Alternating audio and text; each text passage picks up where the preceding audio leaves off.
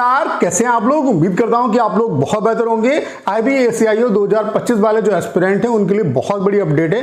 Total कितने क्या form पड़े हैं इसका हमारे पास कंप्लीट जो डाटा है वो आ चुका है।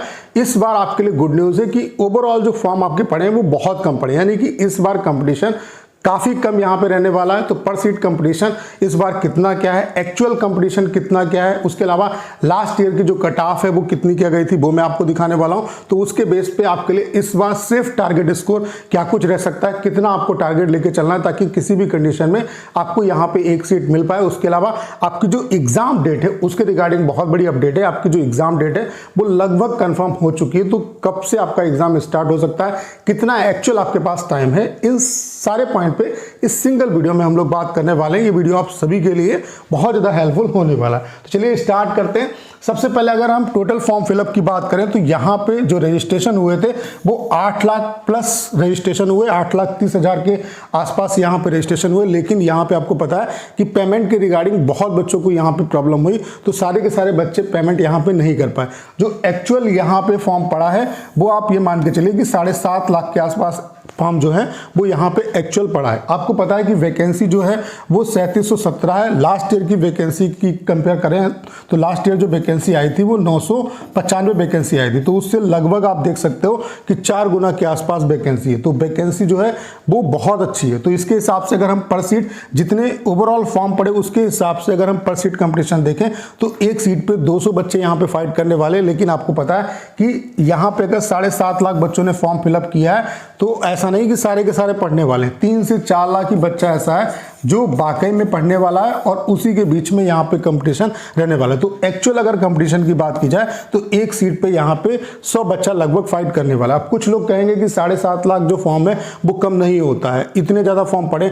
तो भाई मैं आपको डाटा दिखा देता हूँ, आपको समझ में आ जाएगा कि यहाँ पे बहुत कम फॉर्म पड़े। जैसे आप देख सकते हैं सीजीएल की अगर हम बात करें तो सीजीएल का डाटा आप देख सकते हो। यहाँ पे ये ग्रेजुएट लेवल की वैकेंसी है। 2020 में यहाँ पे 21 लाख फॉर्म पड़े थे, 2021 में यहाँ पे 20 लाख फॉर्म पड़े, 2022 में 34 लाख, 2023 में 24 लाख, 2024 में 36 लाख, 2025 में 27 लाख, इतने फॉर्म यहाँ पे पड़ते हैं इस तरीके से। तो इसकी कंपेयर में अगर 7.5 लाख फॉर्म यहाँ पे पड़े हैं तो बहुत कम फॉर्म है। और आपको पता है बच्चा तो वही है, सेम बच्चा है, तो इसलिए यहाँ पे इस बार अच्छी अपॉर्चुनिटी है। अगर एक सही डायरेक्शन में मेहनत करोगे तो सिलेक्शन हो जाएगा। वहीं अगर मैं एमटीएस का दिखाऊं तो एमटीएस का आप देख सकते हैं ट्रैक रिकॉर्ड। 2024 में 57 लाख प्लस फॉर्म पड़े, 2023 में 26 लाख प्लस फॉर्म पड़े, 2022 में 55 लाख प्लस फॉर्म पड़े, 2021 में 39 लाख प्लस फॉर्म पड़े, 2020 में 45 लाख प्लस फॉर्म पड़े।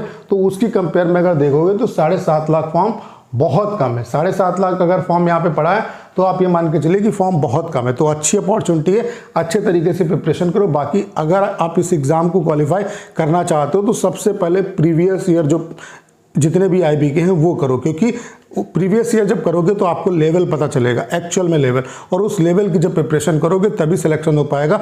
बाकी आईबी ने अभी तक जितने भी आपके पेपर कराएं, हर एक शिफ्ट का एक दिन में पेपर का सोल्यूशन यहाँ पे मैथ सेक्शन का करा रहा हूँ। तो उन क्लासेस को आप देखिए, उनसे आपको बहुत ज़्यादा बेनिफिट मिलेगा और वहाँ से आपको एक लेवल पता चलेगा और उस लेवल की ही आपको यहाँ पे प्रिपरेशन करनी है। तो वो क्लासेस आपको चैनल पे मिल जाएंगे। तो आप देख सकते हैं कि इस बार कंपटीशन काफ़ी कम है क्योंकि फॉर्म बहुत कम पड़ा। अगर हम यहाँ पे एग्ज़ाम डेट की बात करें तो IBACIO का जो एग्ज़ाम है आप ये मान के चलिए कि 16, 17 और 18 इन डेट्स में आपका हो सकता है।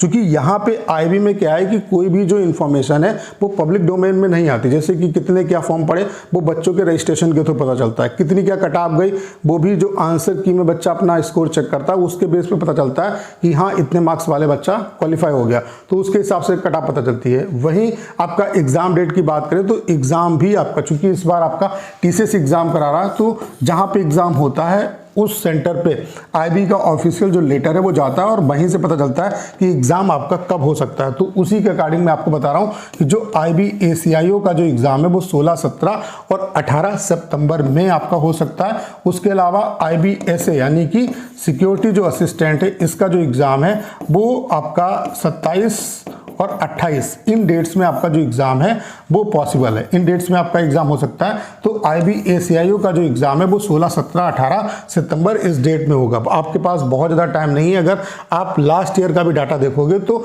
एग्ज़ाम मतलब फॉर्म फिलअप के बाद आईबी बहुत ज़्यादा आपको टाइम नहीं देती है, 1 महीने के बाद आपका एग्ज़ाम हो जाता है। तो इतना ही एक्चुअल आपके पास यहाँ पे टाइम है, तो अच्छे तरीके से प्रिपरेशन करो, तभी यहाँ पे आपका जो सिलेक्शन है वो हो पाएगा। उसके अलावा अगर हम लास्ट ईयर की कट ऑफ की बात करें और सेफ टारगेट स्कोर आपके लिए क्या रह सकता है, तो आपको पता है कि लास्ट ईयर वैकेंसी 2023 में आई थी। 2023 में जो वैकेंसी थी वो 995 थी, ठीक है। यहाँ पे आपका पेपर 17 और 18 तारीख को हुआ था। तो यहाँ पे आप देख सकते हैं किस शिफ्ट में कैटेगरी वाइज कितने मार्क्स वाला जो बच्चा है वो टियर 1 क्वालिफाई कर गया था। अगर हम 17 जनवरी की पहली शिफ्ट की बात करें तो यहाँ पे यूआर कैटेगरी में जिस बच्चे के 53.5 मार्क्स थे उसका टियर 1 क्वालिफाई हो गया। ऐसे ओबीसी में 48.75, ईडब्ल्यूएस में 46, एससी में 45, उसके अलावा एसटी में 38.25। ऐसे 17 जनवरी का सेकेंड शिफ्ट में अगर देखा जाए तो 55, 48.75, 47.49, 45.75। ऐसे 17 जनवरी का अगर थर्ड शिफ्ट की बात करें तो 47, 44, 42.5, 40, 37। ऐसे 17 का अगर हम चौथी शिफ्ट की बात करें तो यहाँ पे 49 से 52 के बीच में उसके अलावा ओबीसी की बात करें तो 47 से 48.5 के बीच में। ऐसे यहाँ पे ईडब्ल्यूएस की बात करें तो 48.5, एससी की बात करें तो 46, एसटी की बात करें तो 41। उसी तरीके से 18 जनवरी में आप देख सकते हैं, 18 जनवरी फर्स्ट शिफ्ट में अगर बात करें तो 58 नंबर यूआर कैटेगरी का बच्चा जिसके 58 नंबर थे वो क्वालिफाई हो गया। 18 जनवरी की सेकेंड शिफ्ट में बात करें तो यूआर का 55.59। 18 जनवरी की थर्ड शिफ्ट की अगर बात करें तो 54.75। 18 जनवरी की अगर फोर्थ शिफ्ट की बात करें तो 52.25। तो यहाँ पे आप देख सकते हैं जो यूआर की कट ऑफ है वो 55 प्लस ही है, कुछ जगह पे छोड़ के 55 के अराउंड या 55 प्लस है। ऐसे यहाँ पर भी आप देख सकते हैं 50 प्लस ही आपकी कट ऑफ है। उसके अलावा यहाँ पर भी आप देख सकते हैं 45 से प्लस ही आपकी कट ऑफ। ऐसे यहाँ पर भी आप देख सकते हैं 45 प्लस ही आपकी कट ऑफ। ऐसे यहाँ पे आप देख सकते हैं 40 या उससे ऊपर आपकी कट ऑफ गई है। तो यहाँ पे 995 वैकेंसी थी और इस बार जो वैकेंसी है वो 3717, यानी कि आपकी वैकेंसी लगभग 4 गुना है। उसके अलावा कट ऑफ जो है वो एग्जाम के लेवल पे भी डिपेंड करती है। बाकी अगर सेफ टारगेट स्कोर की बात की जाए तो आप 50 नंबर का टारगेट लेके चलो। आप ये प्रयास करो कि मुझे 50 से मतलब प्लस ही स्कोर करना है किसी भी कैटेगरी से अगर आप हैं। बाकी कट ऑफ इससे कम ही जाएगी। 50 से अगर कम भी नंबर आप लेके आते हो, 45 से 50 के बीच में भी मार्क्स अगर आते हैं तभी आपका सिलेक्शन हो जाएगा। बाकी आप टारगेट स्कोर अपना 50 प्लस लेके चलो और जब मॉक दे रहे हो तो देखो अगर 50 नंबर नहीं आ रहे हैं तो कहाँ पे कमियां हो रही हैं और उनको रिजॉल्व करने का प्रयास करो। अगर इतना आप टारगेट स्कोर लेके चलते हो तो मेरे हिसाब से किसी भी कंडीशन में आपका जो एग्जाम है वो क्वालिफाई हो जाएगा। तो उम्मीद करता हूँ सारी जानकारी आप बहुत अच्छे तरीके से समझ पाए होंगे। करना क्या है, इस वीडियो को शेयर करना है। उसके अलावा अगर आप चैनल पर नए हो और आपने अभी तक इसे सब्सक्राइब नहीं किया है तो प्लीज़ चैनल को सब्सक्राइब करना मत भूलिएगा।